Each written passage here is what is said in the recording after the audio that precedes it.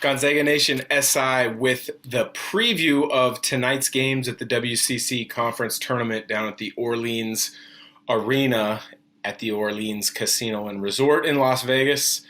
It's been a tremendous season for the WCC. We've talked about it throughout the different episodes and podcasts on Gonzaga Nation SI. I do think it's a 4-bid possibility. 3 is probably more than likely. BYU's got some work left to do if they want to jump into that legitimate conversation, although there are still a few bracketologists that have BYU in the field at this time. But we're going to preview each game of the WCC Conference Tournament, give you one or two tidbits of something to watch for or something to keep your eye on. So, I love the fact that the WCC does a double bye for their top 2 finishers in the regular season. It gives them a chance to not have their net, their KenPom, their strength of schedule dinged too badly by playing a 9th or 10th place team in the league, which is essentially what it's done. It's protected those top 2 teams from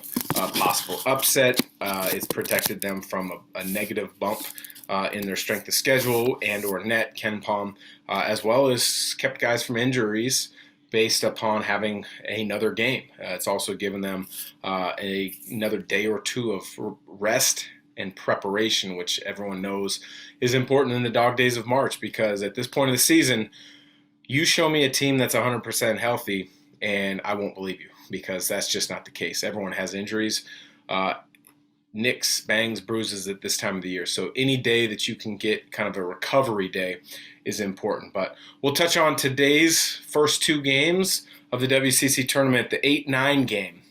8 seed LMU taking on Pacific at 6 p.m. in Las Vegas.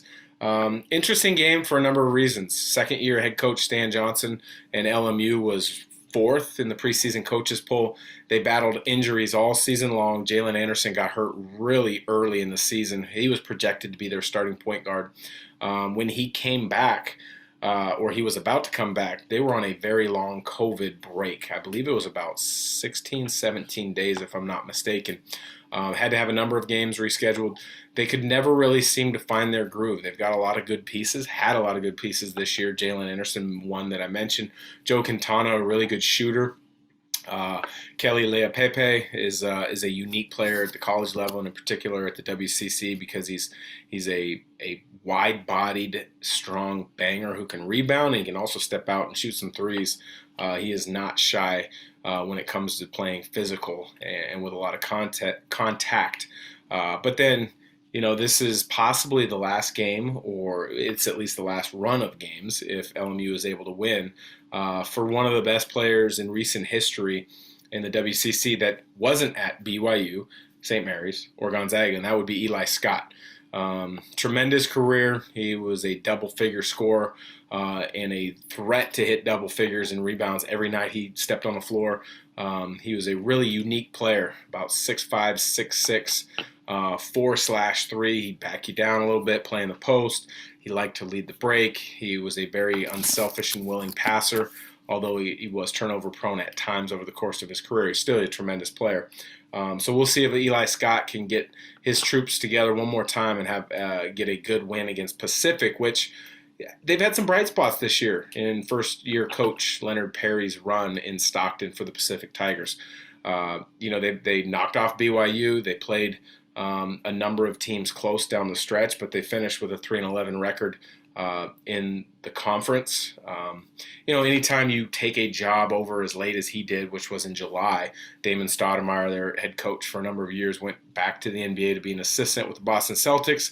He takes over. He's got to essentially re-recruit the roster of guys to stay, not going to the transfer portal, and then quickly figure out who may still be available and who may be interested in being a Pacific Tiger. So I think he did a nice job. You look at his roster, Jeremiah Bailey, I thought was a nice, versatile piece this year.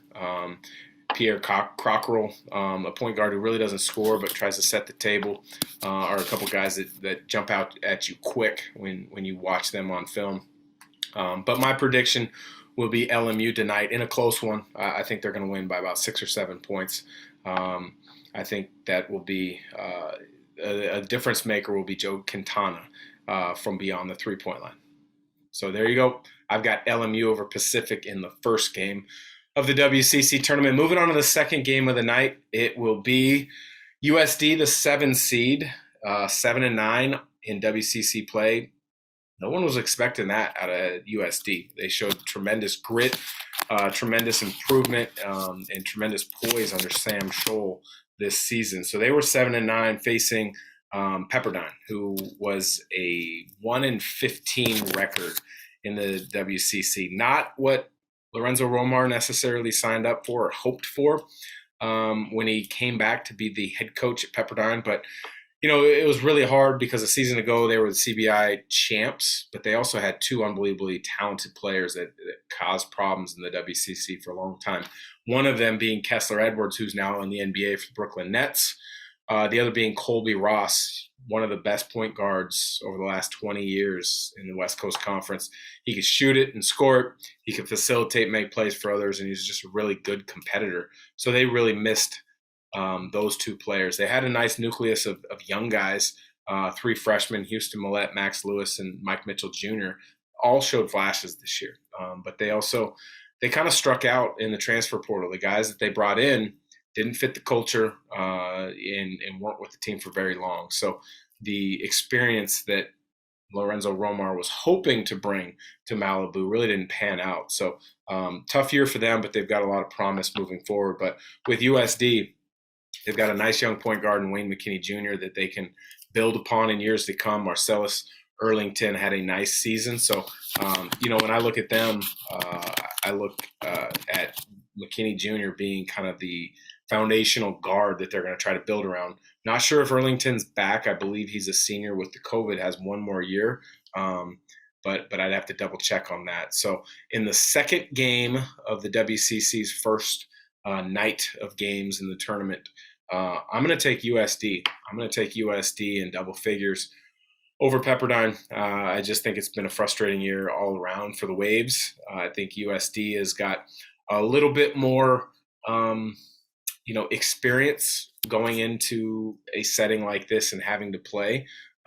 They've got more maturity on their roster, and that's not to take away too much from Pepperdine. They do have an upperclassman in Jan Zidek, who has led them in scoring this year. He did a really good job of trying to right the ship, but with all the injuries in Pepperdine and the grad transfers not working, it was a long road. So I do look for Pepperdine to bounce back next year, but I've got USD advancing over Pepperdine. And in the first game, again, I've got LMU over Pacific. So for Gonzaga Nation SI, check out all of our insight, whether it's with myself, Adam Morrison, our great writers, Cole Forsman, Asher Alley, and our second podcast edition, Free Ira Brown, has now also joined our network of podcasts, including the previously released Sack and Jack episodes with Rob Sacre and Jack Ferris. Check us out on all social media platforms, Gonzaga Nation